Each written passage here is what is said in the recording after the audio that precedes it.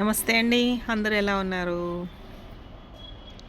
ఒక చాలా చిన్న కథ మీకోసం.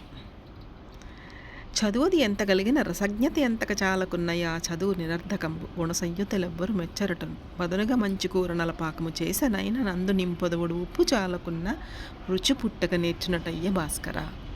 మనం ఎంతో చక్కగా కూర చేసినా అందులో ఉప్పు లేదనుకోండి రుచి ఉండదు. అలాగే జీవితంలో మనం సంస్కారహీనంగా ప్రవర్తిస్తుంటే బతికినన్నాళ్ళు నాకు విలువ లేదు. సో సంస్కారవంతంగా ఉండాలి. ఎవరితో మాట్లాడినా, ఎవరిని మీరు సంబోధించిన మర్యాద, ఆ మర్యాదని దాటద్దు. మీరు ఇస్తేనే మీరు పుచ్చుకుంటారు. సో మీరు ఇవ్వడం నేర్చుకొని మీ ద్వారా మీ పిల్లలు వాళ్ళ పిల్లలకి నేర్పించండి. మీరే గురువులు అవ్వండి.